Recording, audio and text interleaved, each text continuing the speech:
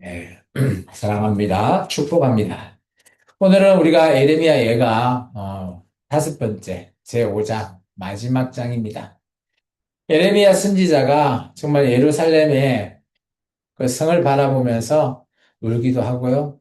몸부림치기도 하고 그런 어마어마한 그런 삶 가운데 정말 하나님께서 또 주시는 말씀으로 또 그 모습의 처참한 모습, 그런데 하나님께서 회복이라고 하시는 그 이 말씀을 또 마지막 5장을 통해서 그래도 남은 자를 통해서 하나님께서 일하시고 하나님께서 세우시고 하나님께서 회복하시겠다.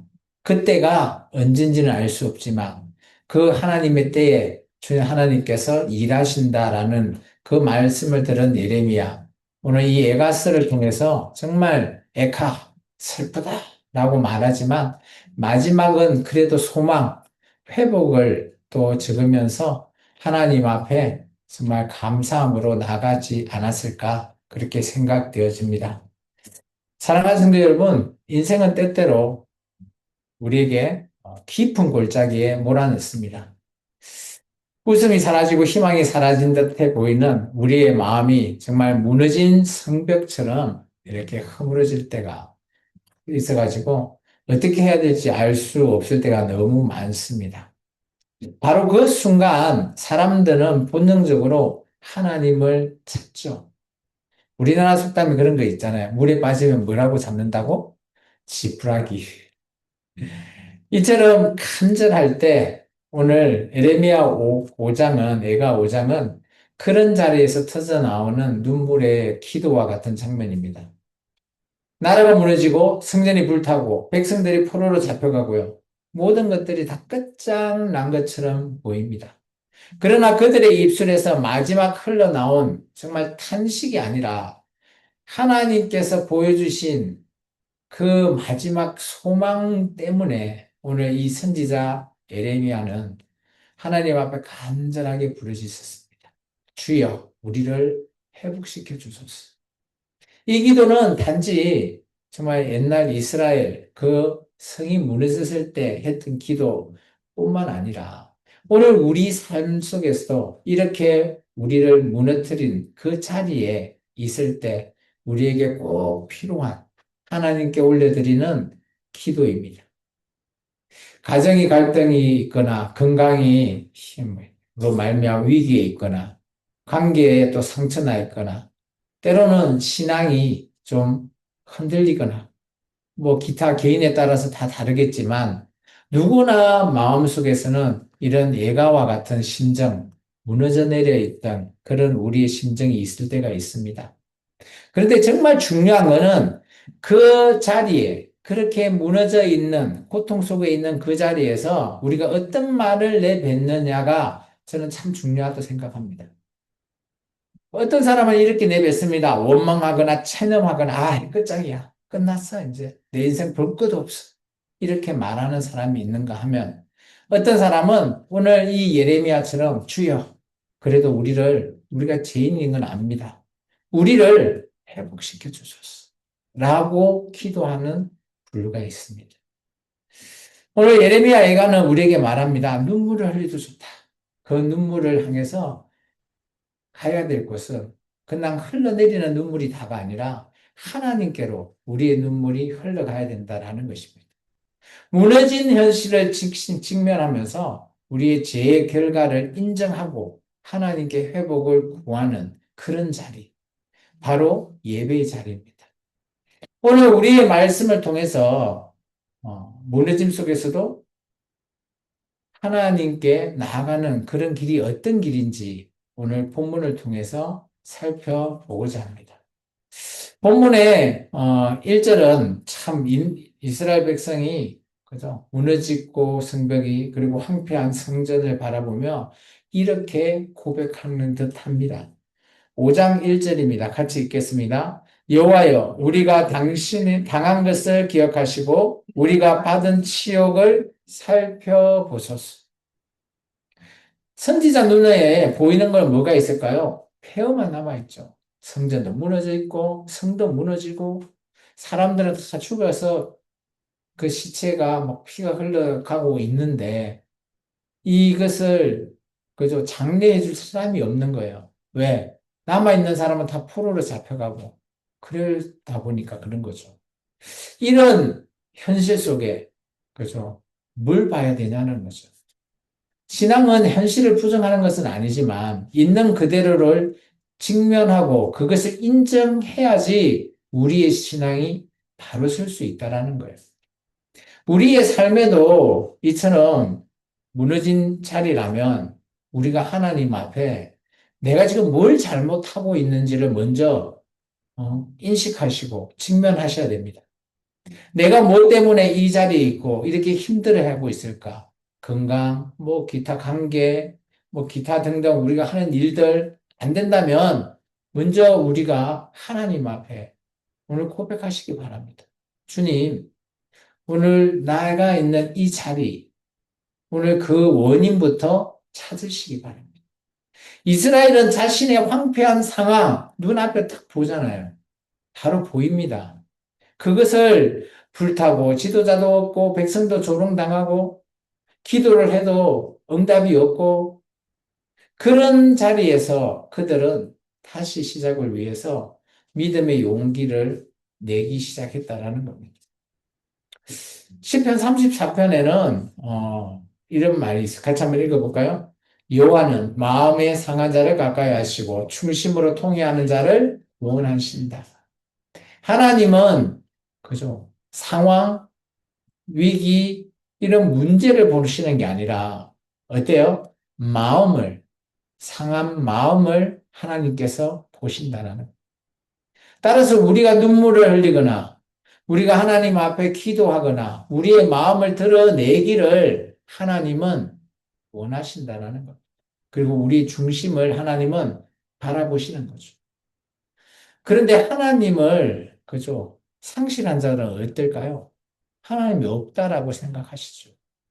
이사야서 61편의 말씀입니다. 같이 한번 읽어볼까요? 무릇 시온에서 슬퍼하는 자에게 화관을 주어 그 죄를 대신하나 희락의 기름으로 그 슬픔을 대신하며 찬양의 옷으로 그 근심을 대신하시고 그들의 의의 나무 곧 여호와께서 심으신 그 영광을 나타낼 자가 일컬음을 받게 하려 하십니다. 오늘 이사야서 61장이면 바벨론 포로 귀환을 준비하는 자들에게 바벨론 땅에서 태어난 사람이 한 70년 있다 보니 이스라엘로 돌아가라 라고 말하고 싶은데 그들은 그곳에 정착하고 그게 편안합니다. 그런 자들, 뭐 포로로 잡혀 있고 포로 생활이 이제 적응될 만합니다. 죄송합니다. 적응할 만해요. 그런 상황에 있다 보니 오늘 이들에게 오늘 하나님께서 말씀하시는 거죠. 하나님은 그렇게 슬퍼하거나 직면해 있는 자에게 새로운 옷을 입힙니다. 프로 힘들고 어려워할 때 그들에게 기쁨으로 바꿔주고 그들을 죄를 화관으로 바꿔준다. 이런 것들은 뭐예요? 새롭게 시작하자라는 거예요. 지금은 힘들고 어려운 이 고통 속에서 하나님이 함께하자고 지금 손 내미시는 겁니다. 사랑하는 성도 여러분, 현실을 증명하는 것은 고통스럽죠. 그러나 그 자리에서 하나님을 꼭 찾아야 됩니다. 그래야지 우리의 상실은 끝이 나고 새로운 시작이 하나님과 함께 할 수 있기 때문이죠.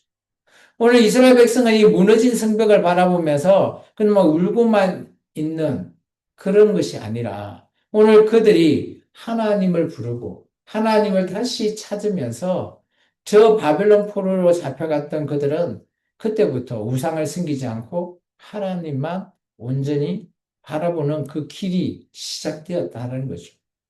오늘 우리의 삶도 마찬가지입니다. 우리가 힘들고 상실하고 우리의 문제 이런 것이 있다면 이제 이 모든 것들을 하나님 앞에 내어놓는 것이 먼저예요.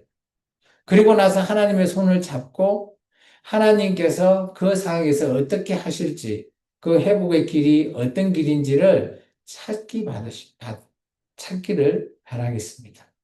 두 번째, 죄의 결과를 인정하는 것, 이거는 쉽지 않는 문제지만 이스라엘 백성은 그 어려운 자기의 인정, 자백을 했습니다.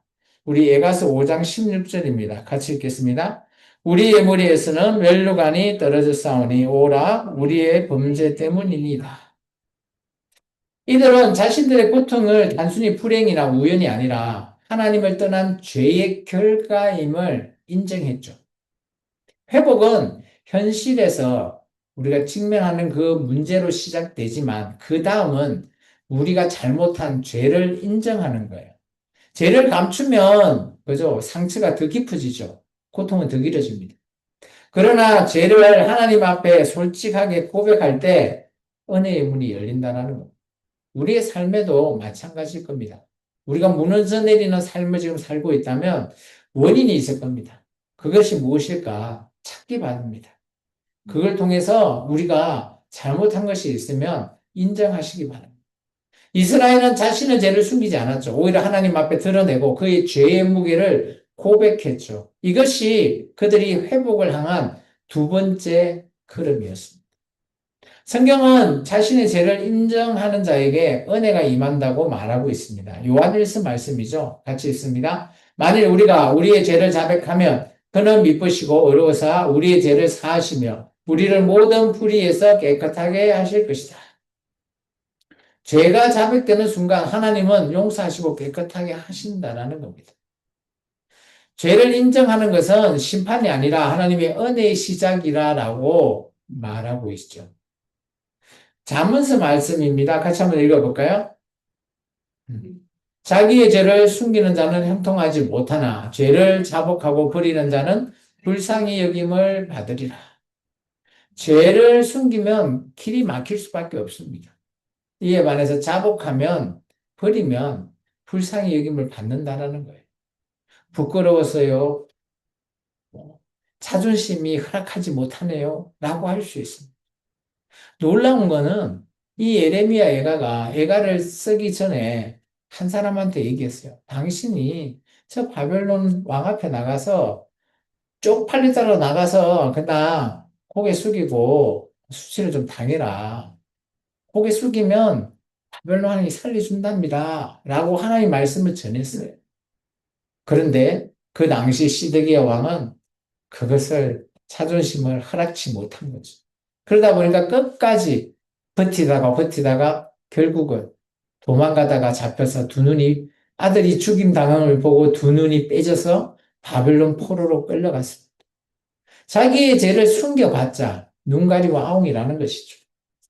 사랑하는 성도 여러분, 죄를 인정하는 거 쉽지 않습니다. 자존심 무너지고 부끄러움이 드러나기 때문이죠. 그러나 그 순간이 하나님의 은혜가 우리를 덮어준다는 것. 이스라엘이 죄를 인정할 때 그들의 기도는 절망에서 소망으로 바뀌었습니다. 오늘 우리의 삶에도 같은 은혜가 임할 줄 믿습니다. 죄를 인정하는 자리, 하나님이 우리를 새롭게 하시지 않겠습니까? 오늘도 우리가 고백해야 됩니다. 주여, 우리의 죄를 용서하소서. 이 고백이 정말 회복을 향한 가장 중요한 걸음이라는 겁니다. 세 번째입니다. 이스라엘 백성이 마지막으로 하나님께 이렇게 부르짖었죠. 5장 21절입니다. 우리가 아까 읽은 말씀인데 한번 더 읽어보겠습니다. 여호와여 우리를 주께로 돌이키소서. 그리하시면 우리가 주께로 돌아가겠사오니 우리의 날에는 다시 새롭게 하사 옛적 같게 하옵소서. 그들의 기도는 탄식에서 끝난 게 아니라요. 절망의 끝자락에서 하나님께 회복을 강구하는 그런 기도입니다. 인간의 힘으로는 다시 일어날 수 없기 때문에 하나님의 은혜를 더욱더 강구하는 그런 기도, 그런 자리. 우리의 삶에도 마찬가지입니다. 우리가 하나님 앞에 손을 내밀 때 하나님께서 우리 손을 잡아주시는 거죠. 하나님 앞에 손도 안 내밀고 하나님 힘들어요, 어려워요 말만 하다 보면 그죠? 행동하지 않으면 하나님께서 그죠?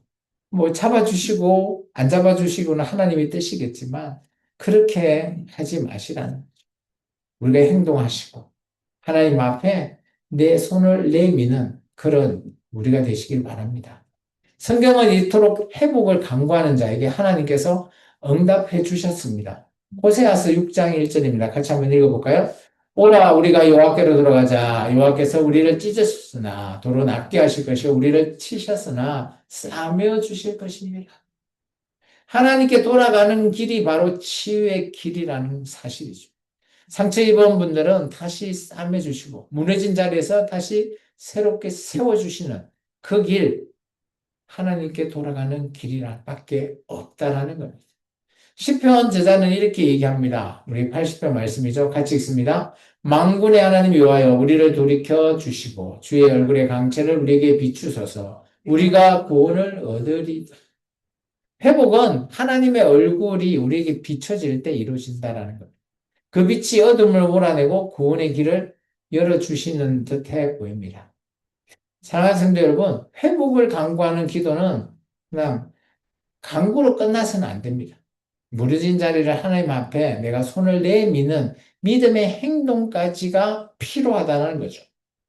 기도 말만 하고 하는 게 아니라 행동까지가 함께 기도라는 겁니다. 이스라엘은 끝까지 하나님을 붙들었고 그들의 기도는 어둠에서 이제 빛으로 물론 현실은 바뀌지 않죠. 바벨론 포로라고 하는 어마어마한 현실을 남겨두고 있지만 그 속에서 그들은 진정 우상을 섬기지 않고 오직 여호와 하나님만 섬기게 된 시작이 되었습니다. 오늘 우리는 고백해야 됩니다. 주님, 우리를 회복시켜 주소서. 이 안에는 오직 나의 주인 되시는 주님은 한 분뿐이시다를 고백하시기 바랍니다. 그 기도가 우리의 가정과 교회 그리고 우리의 영혼을 다시 세워줄 줄 믿습니다. 사랑하는 성도 여러분, 에레미야 5장은 오늘 우리에게 우리의 삶을 비춰주는 거울과도 비슷해 보입니다. 무너진 현실을 직면하고 죄의 결과를 인정하고 회복을 강구하는 이런 기도 우리가 늘 해야 되는 거죠.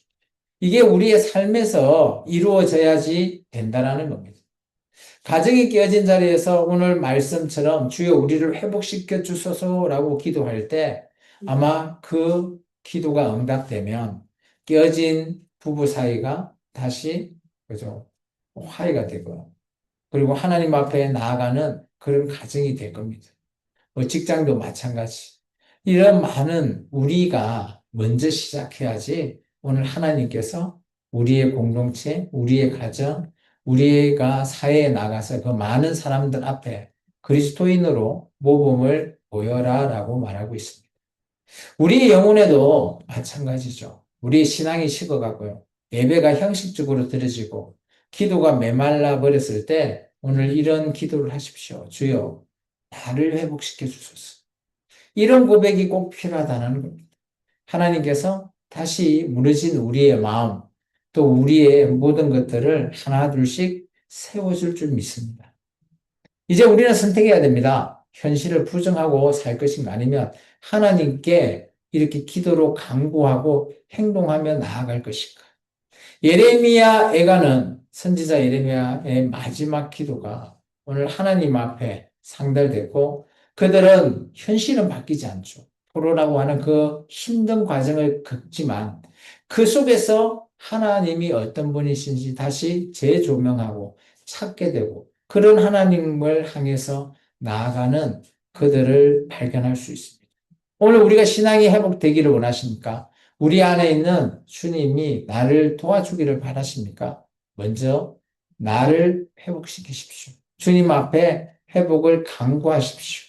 그렇게 서야지만이 우리가 오늘 이스라엘 민족처럼 우리의 모든 삶, 우리의 모든 관계, 우리가 처해 있는 그런 환경 다 새롭게 이제 이것이 되지 않았던 것이 되게 되고 또 열리지 않았던 것이 열리게 되는 그런 하나님의 은혜의 역사를 우리가 맛볼 수 있으리라 생각되어집니다. 오늘 주님 앞에 한번 간구해 볼까요? 주여, 나를 회복시켜 주소서. 주여 나를 회복시켜 주소서. 주여, 우리를 회복시켜 주소서. 기도하겠습니다. 주님 감사합니다. 오늘도 우리가